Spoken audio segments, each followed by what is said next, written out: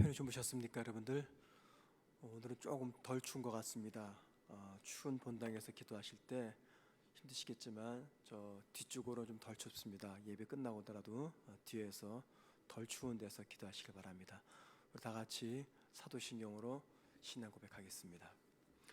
전능하사 천지를 만드신 하나님 아버지를 내가 믿사오며 그 외아들 우리 주 예수 그리스도를 믿사오니 이는 성령으로 잉태하사 동정녀 마리아에게 나시고 본디오 빌라도에게 고난을 받으사 십자가에 못 박혀 죽으시고 장사한 지 사흘 만에 죽은 자 가운데서 다시 살아나시며 하늘에 오르사 전능하신 하나님 우편에 앉아 계시다가 저리로서 산 자와 죽은 자를 심판으로 오시리라. 성령을 믿사오며 거룩한 공예와 성도가 서로 교통하는 것과 죄를 사하여 주시는 것과 몸이 다시 사는 것과 영원히 사는 것을 믿사옵나이다. 아멘. 찬송가 212장 찬양하겠습니다. 212장입니다.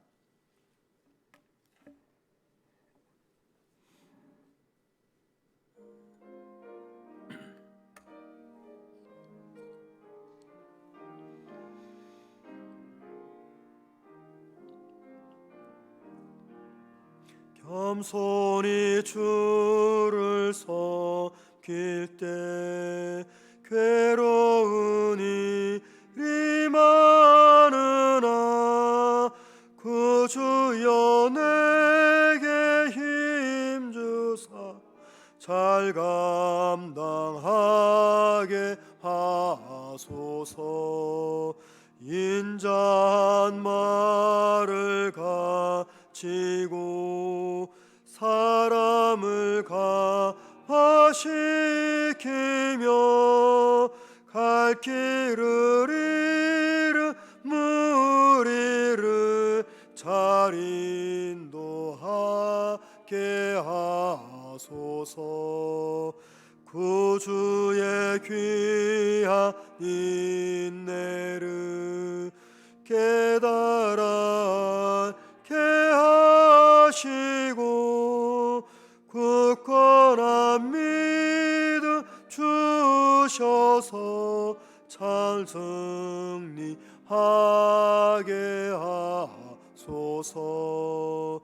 장래의 영광 비추사 소망이 되게 하시며 구주와 함께 살면서 참 평강 얻게 하소서. 아멘.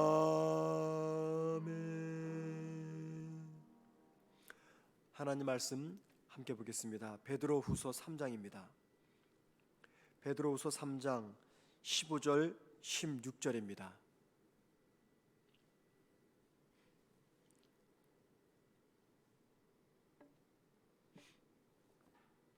베드로후서 3장 15절 16절 신약성경 386면입니다. 제가 혼자 읽도록 하겠습니다. 또 우리 주의 오래 참으심이 구원이 될 줄로 여기라. 우리가 사랑하는 형제 바울도 그 같은 지혜대로 너희에게 이같이 썼고 또 그 모든 편지에도 이런 일에 관하여 말하였으되 그 중에 알기 어려운 것이 덜어 있으니 무식한 자들과 굳세지 못한 자들이 다른 성경과 같이 그것도 억지로 풀다가 스스로 멸망에 이르느니라. 아멘. 자, 어제 말씀을 다시 한번 좀 기억했으면 좋겠습니다. 같은 본문으로 어제 말씀을 전해드렸어요. 베드로는 종말에 관해서 지금까지 자기가 전했던 그 내용, 그 견해가 자신만의 견해가 아니라 바울까지도 자신과 같은 생각을 갖고 있다라고 언급을 했습니다. 그래서 지금까지 그의 수신자들에게 이야기했던 자신의 견해의 정당성, 종말에 관한 견해의 정당성을 주장하기 위해서 바울이 쓴 편지를 언급을 했습니다. 그게 어제 우리가 생각했던 말씀입니다. 오늘은 거짓 선생들이 종말에 관한 이 바울의 편지나 구약 성경을 어떻게 이해하고 있었는가 하는 문제에 대해서 좀 생각해 보도록 하겠습니다. 15절은 베드로 후서를 받아봤던 수신자들은 바울의 편지도 이미 받아본 적이 있다 하는 것을 이야기합니다. 여러분 15절 말씀 한번 보시기 바랍니다. 15절 중간쯤에 이렇게 말합니다. 형제 바울도 그 받은 지혜대로 너희에게 이같이 썼고 라고 말합니다. 베드로 후서의 수신자들이 받아보았던 바울이 쓴 편지가 어떤 편지인지 우린 알지 못합니다. 그런데 바울이 써서 보낸 편지에는 베드로가 지금까지 이야기했던 예수님의 재림이 지연되는 이유와 또 예수님의 재림, 종말을 대비해서 살아가는 성도의 삶의 자세가 어떠해야 되는가를 설명하고 있었습니다. 16절 말씀 보시기 바랍니다. 초반입니다. 또 그 모든 편지에도 이런 일에 관하여 말하였으되, 바울이 쓴 편지에 이런 일이 적혀 있다 그 말이죠. 이런 일이란 베드로가 지금까지 이야기했던 예수님의 종말에 관한 여러 가지 내용들입니다. 베드로의 이 말에 의하면 그의 수신자들은요, 베드로가 지금까지 이야기했던 예수님의 재림에 관한 말씀이 처음 듣는 말씀이 아님을 우리가 짐작할 수가 있습니다.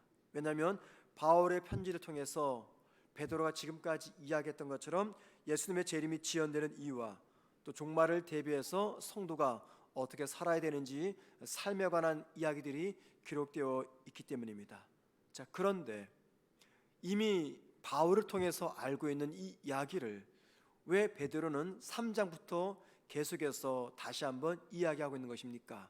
그것은 베드로 후서를 받아봤던 수신자들이 바울의 편지를 통해서 이미 들었고 알고 있는 그 내용을 잊어버린 채 거짓 선생들의 잘못된 가르침에 현혹받고 있기 때문입니다. 자, 그러면 여러분, 거짓 선생들, 잘못된 예수님의 재림을 설명하는 이 거짓 선생들은 바울이 쓴 편지를 몰랐을까요? 혹은 예수님의 재림에 관해서 이야기하고 있는 구약 성경을 몰랐을까요? 16절 말씀 보면 그들도 이미 잘 알고 있었던 것처럼 보입니다. 16절 말씀 한번 중간 정도 보시기 바랍니다. 그 중에 알기 어려운 것이 덜어 있으니 무식한 자들과 굳세지 못한 자들이 다른 성경과 같이 그것도 억지로 풀다가 스스로 멸망에 이르느니라. 무엇을 억지로 풉니까? 그것이죠. 그게 무엇입니까? 바울이 쓴 편지와 구약 성경입니다. 자, 여기 보면은 무식한 자 또는 굳세지 못한 자가 나오죠. 이들은 다 바울의 편지나 구약 성경을 제대로 이해하지 못한 거짓 선생들을 일컫는 말입니다. 거짓 선생들은 바울의 편지나 구약 성경을 이해하지 못했습니다. 그 이유는 그것들이 너무나 이해하기 어려웠기 때문입니다. 어떻게 이 사실을 알 수 있을까요? 베드로가 거짓 선생을 가리켜서 무식한 자들이라고 표현하고 있기 때문입니다. 자, 성경이 이해하기 어려우면 어떻게 합니까? 성령님께 깨닫게 하시는 은혜를 구해야 됩니다. 왜냐하면 성경의 원저자는 성령님이기 때문에. 그런데 거짓 선생들은 이 일도 하지 않았습니다. 성경이 이해하기 어려우면 어떻게 됩니까? 열심히 힘써 애써 성경을 공부하고 연구해야 됩니다. 그런데 거짓 선생들은 이것도 하지 않았습니다. 자, 그리고는 예수님의 재림에 관한 바울의 편지나 또는 구약 성경을 자기들 좋은 대로 해석해서 그 진리를 왜곡시켰습니다. 자, 16절에서는요, 베드로는 이런 거짓 선생을 가리켜서 뭐라고 말하냐면 굳세지 못한 자들이라고 말합니다. 여기 굳세지 못한 자, 이 말은요, 바울이나 베드로가 전한 내용을 비틀어 버렸다 그 뜻입니다. 이 굳세지 못한 이 뜻은요, 비틀어 버렸다 그 뜻이에요. 즉 성경의 원래 뜻을 자기 마음대로 바꿔 놓았다 그 말입니다. 16절에서는 이것을 가리켜 억지로 풀었다라고 말합니다. 억지로 풀었던 거죠. 이 말은 자기 좋은 식으로 해석했다 그 말입니다. 이는 마치 이단 교주들이나 또는 극단적 시한부 종말론을 주장하기 위해서 성경을 자기 마음대로 해석해서 성도들을 현혹하는 사람들과 같다는 겁니다. 여러분, 이단이나 극단적 시한부 종말론을 주장하는 사람들에게는요, 몇 개의 특징이 있어요. 공통점이죠. 그 첫째가 뭐냐면 자기들이 원하는 목적을 이루기 위해서 성경을 수단으로 이용합니다. 성경이 수단입니다. 목적이 아니라 그들의 목적을 달성하기 위해서 성경을 수단으로 활용하다 보니까 성경을 자기 마음대로 풀어서 설명을 합니다. 두 번째 공통점은요, 자기들이 정해놓은 틀 안에서 성경을 해석합니다. 그 단적인 예가 요한계시록이죠. 요한계시록을 바르게 이해하려면 요한계시록이 기록되었던 2000년 전 로마 제국의 문화, 역사, 세계관 등을 알아야 됩니다. 그리고 또한 구약 성경, 예를 들면 에스겔이나 다니엘서를 잘 알아야 됩니다. 당시의 사회, 정치, 경제, 문화, 종교, 지리, 세계관, 이러한 이 틀 속에다가 요한계시록을 집어넣고 풀어야지 요한계시록을 바르게 이해할 수가 있습니다. 또한 이 일을 위해서 이미 말씀드린 대로 구약의 말씀이나 특별히 다니엘서나 에스겔서 같은 그러한 성경을 깊이 알아야 됩니다. 자, 그런데 이단들이나 극단적 시한부 종말론을 이야기하는 사람들은 이 모든 배경을 다 생략해 버립니다. 그리고 요한계시록에서 상징적으로 해석할 것을 문자적으로 해석합니다.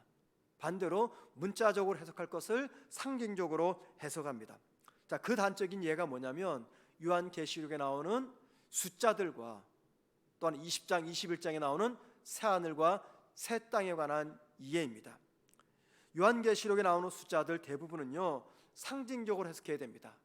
그런데 이단이나 극단적 종말론을 주장하는 사람들은 이 숫자를 문자적으로 해석을 합니다. 그 단적인 예가 뭡니까? 666이죠. 한때는 우리가 모두가 다 아는 대로 666이라는 숫자가 적그리스도의 숫자라고 했습니다. 또 그러다가 포장지에 새겨져 있는 바코드가 또 적그리스도의 표라고 얘기했습니다. 또 컴퓨터가 적그리스도라고 이야기했어요. 또 한때는요 구소련을 적그리스도라고 했습니다. 자, 지금은 뭐라고 말합니까? 미국의 빌 게이츠가 적그리스도로서 전 세계 사람들에게 코로나를 퍼뜨려서 유전자를 백신을 통해서 맞게 해서 사람들을 다 통제하려고 한다라고 하는 허무맹랑한 이야기를 퍼뜨리고 있습니다. 그런데 괜찮습니다. 그 사람들은 어차피 자기들의 목적이 있기 때문에 그 목적을 달성하기 위해서 성경을 자기 마음대로 해석을 하니까 어쩔 수 없는 거죠. 그런데 정말 안타까운 것은 말도 안 되는 허무맹랑한 말에 수많은 그리스도인들이 현혹된다는 겁니다. 그 말에 넘어가는 사람들이 불신자가 아닙니다. 불교 신자나 타 종교 사람들이 아니라 정상적인 교회 출석하는 기존 성도들입니다. 여러분, 이단에 넘어가는 사람들이 불신자입니까? 대부분은 기존 성도들입니다. 말도 안 되는 그러한 성경 해석을 기존 교회 성도들이 믿고 따르면서 그 허무맹랑한 그 가르침에 자기들의 삶을 헌신합니다. 그리고 안타까운 것은 뭐냐면 그 이단이나 극단적 시한부 종말론을 전하는 대부분의 사람들은요 정규적인 신학 공부를 한 적이 없는 사람들입니다. 제대로 신학을 공부하지 않았어요. 그러니까 성경에 대해서 무식한 사람들입니다. 이단이나 극단적 종말론을 주장하는 사람들은 기존 성도들의 심리를 교묘하게 이용을 합니다. 기존 교회에서 충족되지 않는 믿음의 열정이 있고 성경에 궁금증이 있어요. 그런 것들을 해소해주고 풀어준다고 합니다. 그래서 기존 교회에서는 가르치지 않는 이상한 내용들을 성도들에게 가르쳐줍니다. 마치 자기들이 엄청난 비밀을 깨달은 것처럼 기존 성도들을 현혹해서 가르칩니다. 그리고 교인들은 자기들 교회에서 목사들로부터 듣지 못한 신비한 종말에 관한 말들을 듣고 그 말을 진리처럼 생각해서 자신의 삶을 거기에 헌신하는 거죠. 대부분의 성도들이 그렇습니다. 그곳에 빠지는 성도들. 그런데 여러분, 베드로는 지금 16절 후반부에서 바로 이런 이야기를 하고 있는 것이에요. 여러분, 잘못된 종말론을 가리키거나 이단을 가리키는 잘못된 기독교 단체의 특징이 뭔지 아십니까? 이미 제가 여러 차례 말씀드렸듯이 종말론을 이야기하면서 어디에 강조점을 두냐면 언제 종말이 임하느냐, 시간에 강조점을 둡니다. 또 하나는 누가 구원받느냐, 정해놓은 숫자에 강조점을 둡니다. 또는 장차 가게 될 천국의 모습이 어떠하냐, 여기에 강조점을 둡니다.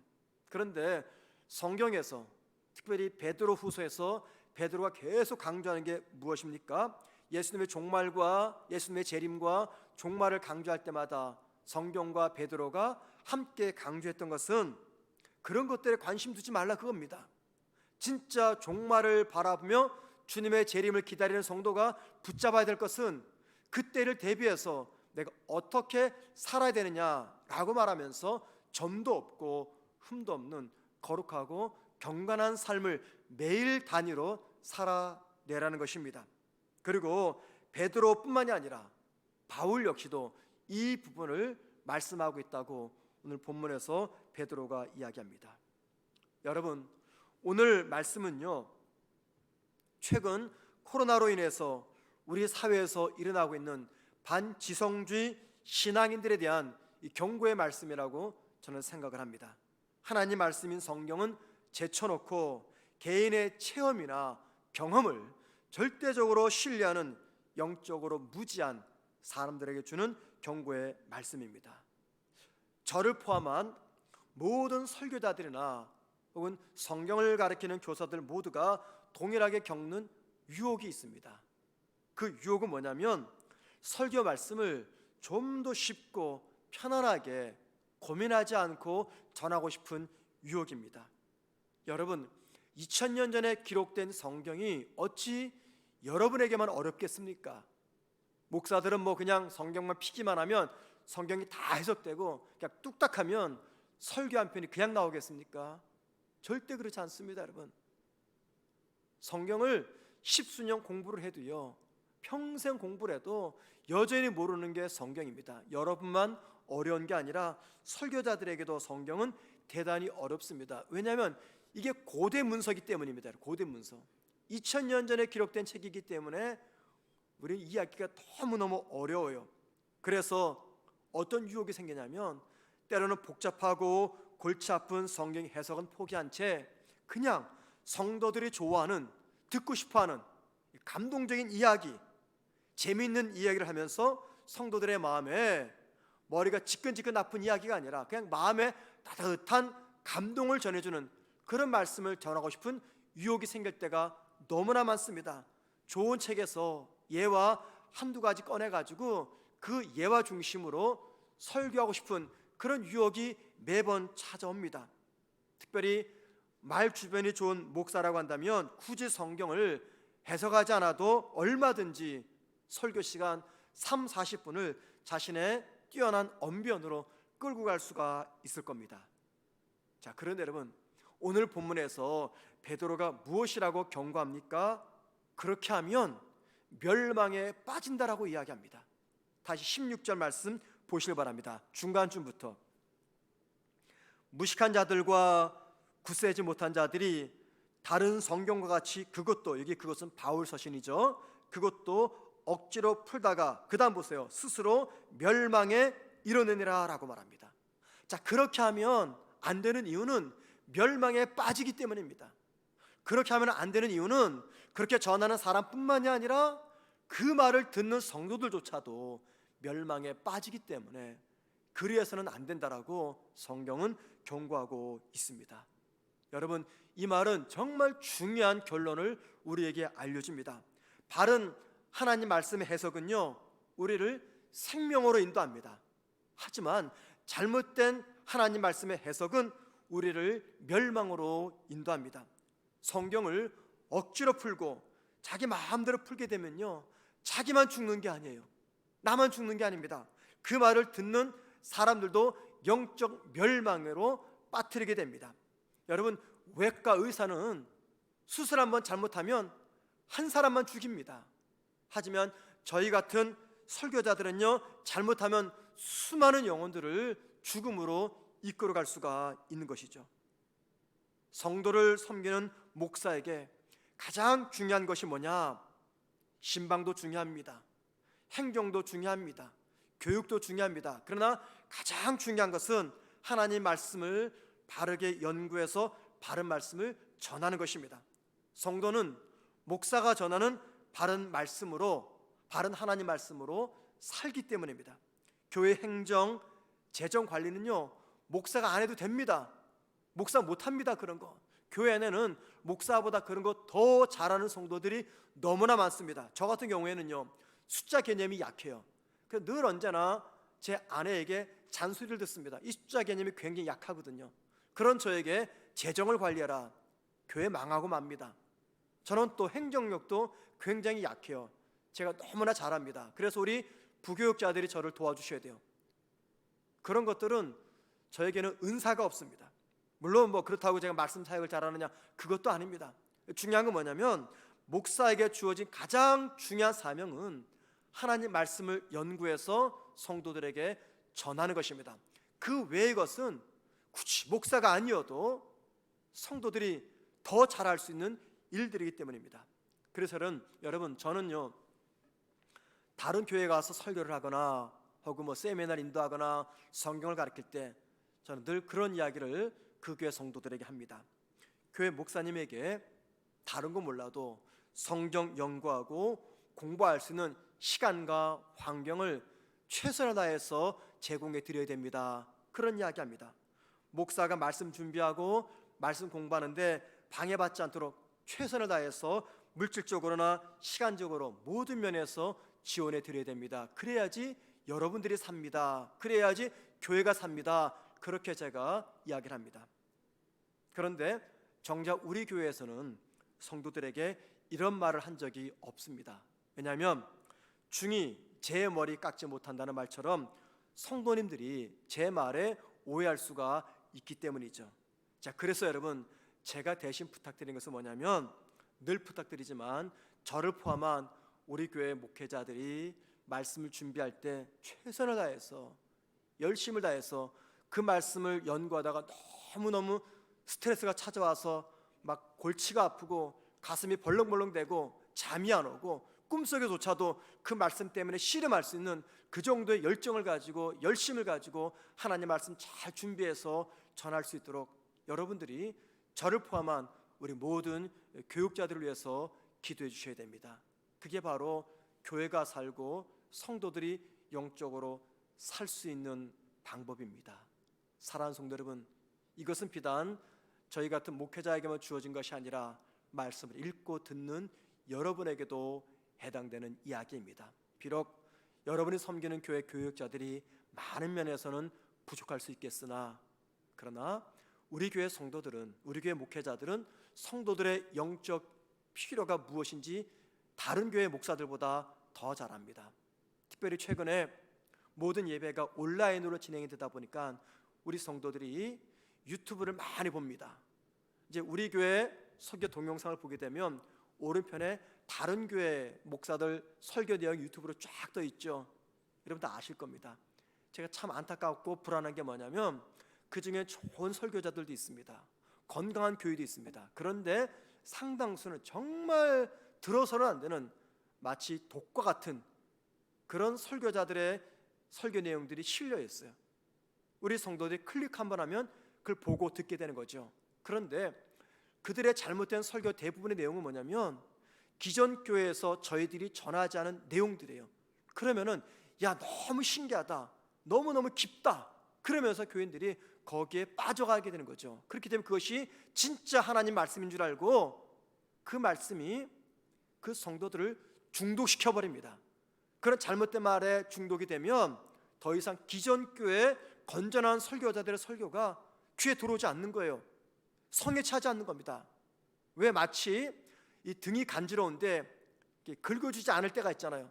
그것처럼 기존 교회 목회자들이 그런 것 같아요. 그러나 잘못된 이상한 말을 전하는 설교자들의 설교는 꼭 마치 가려운 등을 긁어주는 그런 설교처럼 느껴집니다. 여러분, 집안의 자녀들의 건강 상태를 가장 잘 아는 게 엄마입니다.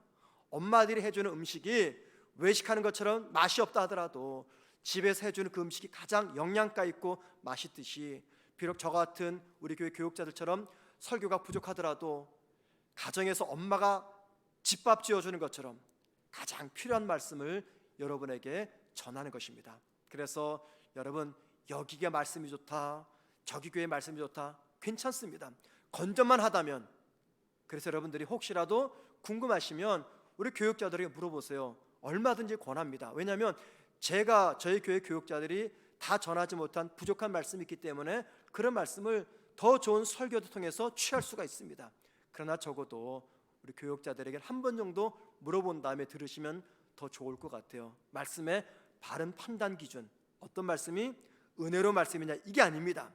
어떤 말씀이 감동적인 말씀, 이게 아닙니다. 어떤 말씀이 더 바른 말씀이냐, 여기에 기준을 가지고 말씀을 들으셔야 된다는 겁니다. 바른 판단력과 분별력을 가지고 좋은 말씀을 잘 섭취하시는 우리 모두가 되기를 주님의 이름으로 축원을 드립니다. 기도하겠습니다. 하나님 아버지,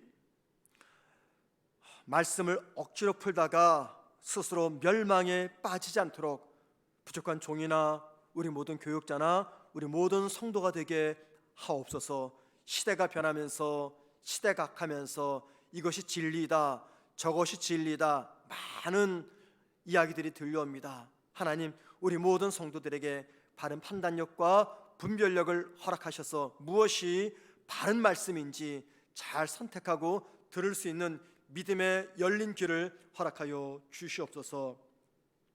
부족한 종을 포함한 우리에게 모든 교육자들이 바른 말씀을 전하기 위해서 최선을 다할 수 있도록 하나님 은혜를 더하여 주옵소서.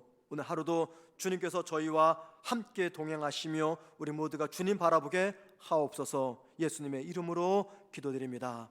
아멘. 하늘에 계신 우리 아버지여, 이름이 거룩히 여김을 받으시오며 나라의 마옵시며 뜻이 하늘에서 이루어진 것 같이 땅에서도 이루어지리이다. 오늘날 우리에게 일용할 양식을 주옵시고 우리가 우리에게 죄 지은 자를 사하여 준 것 같이 우리 죄를 사하여 주옵시며 우리를 시험에 들게 하지 마시옵고 다만 악에서 구하시옵소서. 되게 나라와 권세와 영광이 아버지께 영원히 쌓옵나이다. 아멘. 기도하시겠습니다. 기도하실 때 하나님의 바른 말씀이 전해져서 온 성도가 영적 무지에 빠지지 않게 하옵소서. 기도하십시다. 우리 교회 목회자들이 성실과 최선을 다해서 말씀을 잘 준비할 수 있도록 함께 기도해 주시고요. 오늘 수요예배를 드리게 됩니다. 수요예배 통해서 주시는 하나님의 은혜를 가정에서라도 혹은 교회에서 함께 경험하게 달라고 기도하십시다. 마지막 네 번째입니다. 코로나 확진자 숫자가 급격하게 줄어들게 하시며 코로나로 인해서 고통받는 모든 국민들이, 우리 교회 성도들이 속히 고통에서 벗어날 수 있도록 함께 기도하신 다음에 자유롭게 개인 기도하시다가 돌아가시겠습니다. 기도하겠습니다.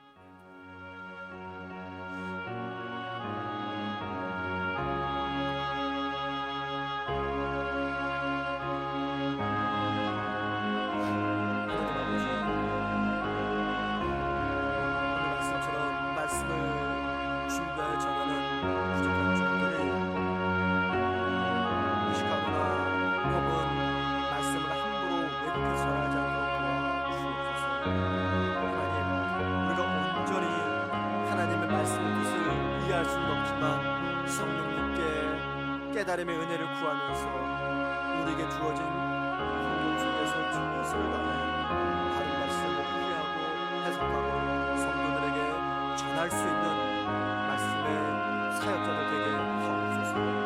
하나님, 오늘 수요예배를 드리게 됩니다. 우리 성도들